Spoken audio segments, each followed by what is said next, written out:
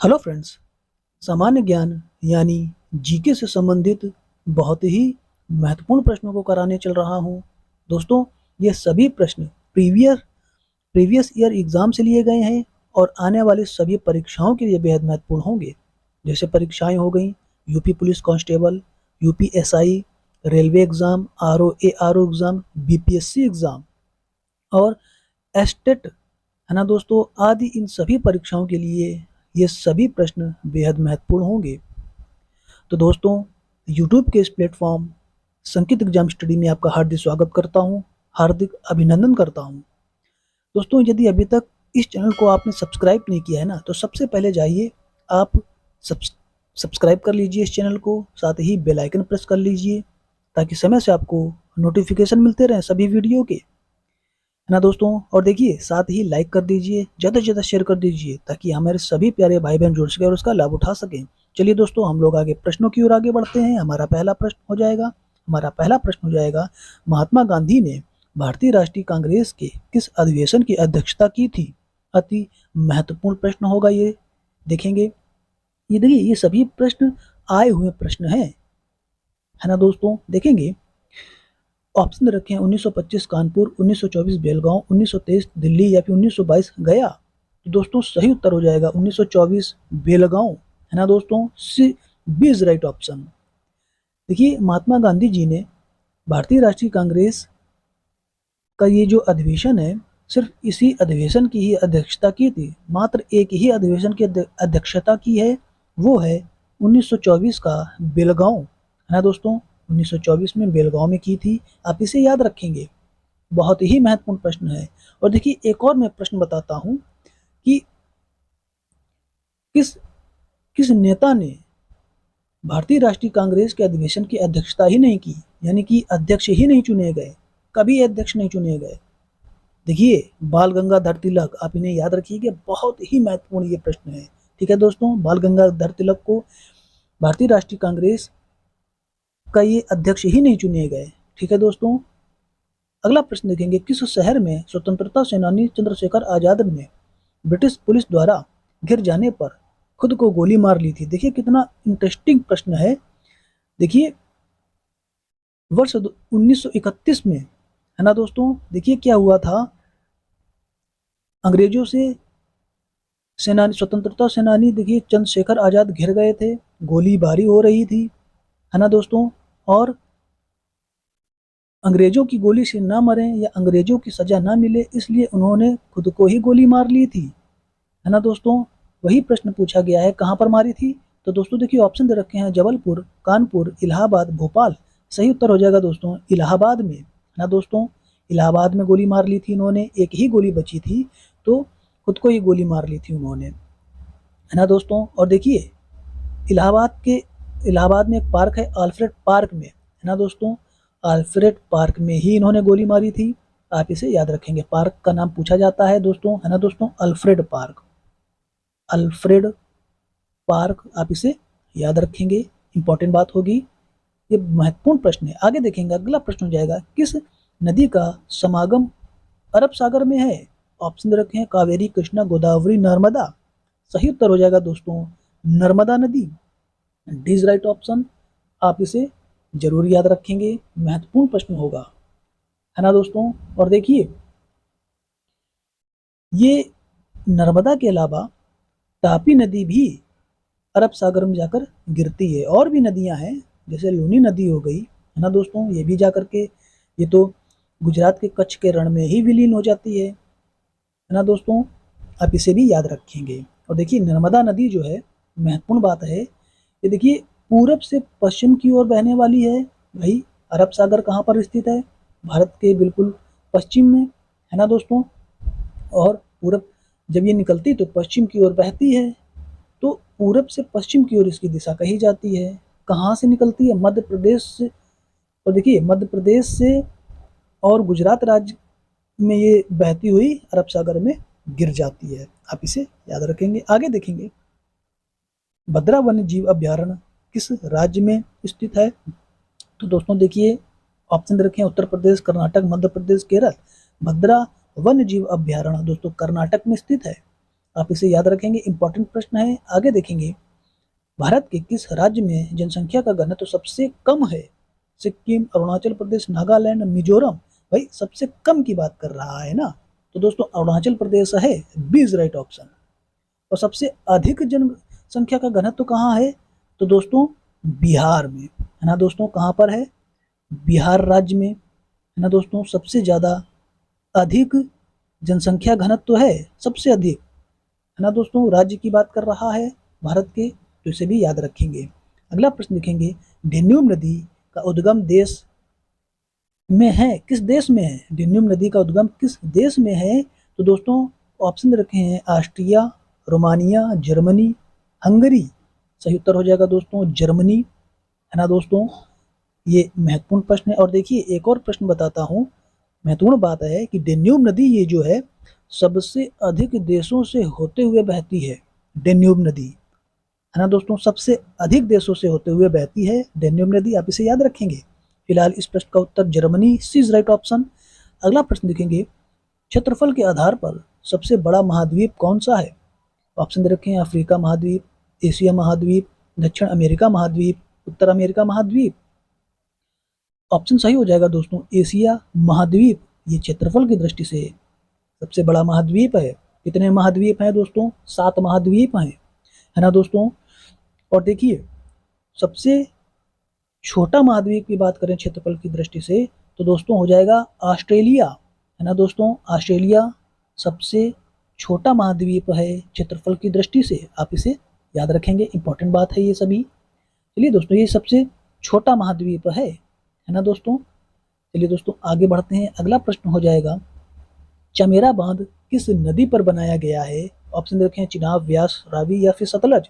सही उत्तर हो जाएगा दोस्तों रावी, चमेरा बांध, है ना दोस्तों। ये सभी प्रश्न आए हुए हैं, आप इन्हें जरूर याद रखेंगे। अगला प्रश्न देखेंगे, गैले रेस ज्वालामुखी किस देश में स्थित है? ऑप्शन दे रखे हैं, हवाई, इटली, मैक्सिको या फिर कोलंबिया। सही उत्तर हो जाएगा दोस्तों गैले रेस ज्वालामुखी मैक्सिको में स्थित है, सी इज राइट ऑप्शन। अगला प्रश्न देखेंगे, थोसेघर वाटरफॉल किस राज्य में स्थित है? ऑप्शन दे रखे हैं, मध्य प्रदेश, उड़ीसा, कर्नाटक, महाराष्ट्र। सही उत्तर हो जाएगा दोस्तों महाराष्ट्र में, महाराष्ट्र राज्य में स्थित है भारत के, है ना दोस्तों, थोसेघर वाटरफॉल। अगला प्रश्न देखेंगे, भारत के 14वें क्रम के राष्ट्रपति कौन बने थे? दोस्तों देखिए अति महत्वपूर्ण प्रश्न यहाँ से बनता है, पूछा जा सकता है ये प्रश्न आपकी अगली परीक्षा में। देखेंगे ये 14वें क्रम के राष्ट्रपति कौन बने थे? तो दोस्तों रामनाथ कोविंद बने थे, बी इज राइट ऑप्शन। आप इन्हें याद रखेंगे। और देखिए द्रौपदी मुर्मू जो है ना दोस्तों, ये महिला राष्ट्रपति हैं। ये दूसरे भारत की ये दूसरी महिला राष्ट्रपति हैं जो राष्ट्रपति के पद पर नियुक्त हैं। ये दोस्तों 15वीं क्रम की हैं, है ना दोस्तों, 15वीं क्रम की। और प्रतिभा पाटिल ये भारत की पहली राष्ट्रपति महिला बनी थी। ये दोस्तों 12वीं क्रम की हैं, है ना दोस्तों। क्रम बहुत पूछा जाता है ना दोस्तों, क्रम पे प्रश्न बनते हैं। एपीजे अब्दुल कलाम दोस्तों ये 13वीं क्रम के हैं, ये 13वें क्रम के हैं, है ना दोस्तों। प्रतिभा पाटिल प्रथम महिला राष्ट्रपति हैं और द्रौपदी मुर्मू ये भारत की दूसरी महिला राष्ट्रपति हैं। आप इन्हें याद रखेंगे। अगला प्रश्न देखेंगे, और हाल वर्तमान में राष्ट्रपति कौन है? दोस्तों महिला राष्ट्रपति हैं जिनका नाम है द्रौपदी मुर्मू। चलिए दोस्तों अगला प्रश्न देखेंगे। अगला प्रश्न हो जाएगा, भारत के संविधान के अनुच्छेद 243 एक के अनुसार पंचायतों की वित्तीय स्थिति की समीक्षा के लिए वित्त आयोग का गठन कब किया गया? है ना दोस्तों, कब किया जाता है ना दोस्तों। महत्वपूर्ण प्रश्न है, बात समझिए इसे। देखिए ऑप्शन दे रखे हैं, हर छठे वर्ष की समाप्ति पर, हर 5वें वर्ष की समाप्ति पर, हर दूसरे वर्ष की समाप्ति पर, या हर तीसरे वर्ष की समाप्ति पर। सही उत्तर हो जाएगा दोस्तों देखिए हर 5वें वर्ष की समाप्ति पर। बात याद रखिए, जिसे हम कहते नहीं है पंचवर्षीय योजना, इस तरह से। चलिए दोस्तों अगला प्रश्न देखेंगे, भारत के संविधान के लिए अनुच्छेद के अनुसार राष्ट्रपति के पास अध्यादेश जारी करने की शक्ति होती है। सही उत्तर क्या होगा दोस्तों? ऑप्शन रखें, अनुच्छेद 127, अनुच्छेद 125, अनुच्छेद 121 या फिर अनुच्छेद 123। सही उत्तर हो जाएगा दोस्तों अनुच्छेद 123, है ना दोस्तों। देखिए 100 अनुच्छेद 123 के तहत दोस्तों देखिए राष्ट्रपति के पास अध्यादेश जारी करने की शक्ति होती है, पावर होती है। और दोस्तों देखिए, अगर राज्य की बात करें, राज्य में अध्यादेश कौन जारी करेगा? दोस्तों राज्यपाल करेगा, है ना दोस्तों। राज्य की बात करें, बहुत ही महत्वपूर्ण ये बात है, बहुत पूछी जाती है। राज्य की बात करें तो अध्यादेश कौन जारी करेगा? राज्यपाल, है ना दोस्तों, राज्यपाल। आप इसे याद रखेंगे। और देखिए, राज्यपाल करेगा, किस अनुच्छेद में करेगा, है ना दोस्तों। देखिए, अनुच्छेद की बात कर लें तो दोस्तों अनुच्छेद हो जाएगा 213, है ना दोस्तों, 213 अनुच्छेद। 213 अनुच्छेद के तहत राज्य में राज्यपाल अध्यादेश जारी करता है। आप इसे याद रखेंगे, 213 अनुच्छेद। अगला प्रश्न देखेंगे, राज्यसभा में मनोनीत सदस्यों की कुल संख्या क्या है? बहुत ही महत्वपूर्ण प्रश्न है, जाने कितनी बार ये सभी परीक्षाओं में बहुत बार पूछा गया है। देखिए ऑप्शन देखेंगे, राज्यसभा की बात कर रहा है, मनोनीत सदस्य या इन्हें हम एंग्लो भी कह देते हैं, है ना दोस्तों। ऑप्शन दे रखे हैं 2, 12, 14, 15। देखिए मनोनीत सीट के लिए बिल्कुल अब आपको कंफ्यूजन नहीं होगी इस प्रश्न के बाद। देखिएगा, राज्यसभा में मनोनीत सदस्यों की संख्या होती है 12, है ना दोस्तों। ये तो राज्यसभा की बात हो गई, है ना दोस्तों। राज्यसभा में कितने? 12 मनोनीत सदस्य 12 होते हैं, यानी एंग्लो। और चुनता कौन है? राष्ट्रपति, है ना दोस्तों, राष्ट्रपति चुनता है। और देखिए संसद का एक और भाग, देखिए लोकसभा, है ना दोस्तों। लोकसभा में कितने मनोनीत होते हैं? तो दोस्तों 2 होते हैं, है ना दोस्तों। 2 मनोनीत सदस्य होते हैं, 2 एंग्लो होते हैं। इन्हें भी, इन 2 सदस्यों को भी राष्ट्रपति ही चुनता है ना दोस्तों, मनोनीत सदस्यों को, एंग्लो को। तो देखिए प्रश्न बनता है महत्वपूर्ण कि संसद में किसी सभा की बात नहीं कर रहा है, राज्यसभा या लोकसभा की बात नहीं कर रहा, अब संसद की बात कर रहा है कि संसद में कुल कितने मनोनीत सदस्यों की संख्या होती है या चुने जाते हैं। तो दोस्तों कुल की बात कर दे तो 14, है ना दोस्तों, 14 हो जाएंगे मनोनीत सदस्य। और इन्हें कौन चुनता है? राष्ट्रपति। इन्हें राष्ट्रपति ही नामांकित करता है। आप इसे याद रखेंगे, महत्वपूर्ण प्रश्न है। आगे देखेंगे, और देखिए राज्यसभा लोकसभा संसद के ही तो भाग हैं। बात समझ में आ रही होगी, ऐसी मैं उम्मीद करता हूं। अगला प्रश्न देखेंगे दोस्तों, अगला प्रश्न हो जाएगा, इसे विधानसभा का सत्रावसान करने की शक्ति होती है। देखिए अभी प्रश्न मैंने कराया, सारी बातें बताई, अध्यादेश से संबंधित ही ये प्रश्न है। देखिए किसे विधानसभा का सत्रावसान करने की शक्ति होती है? देखिएगा ऑप्शन रखे, मुख्यमंत्री, उपराष्ट्रपति, प्रधानमंत्री या फिर राज्यपाल। सही उत्तर हो जाएगा दोस्तों, राज्यपाल के पास होती है ना दोस्तों। विधानसभा और एक और होता है दोस्तों विधान परिषद, ये विधान मंडल के ही भाग हैं। आप इन्हें याद रखेंगे। डी इज राइट ऑप्शन हो जाएगा इस प्रश्न का उत्तर, राज्यपाल।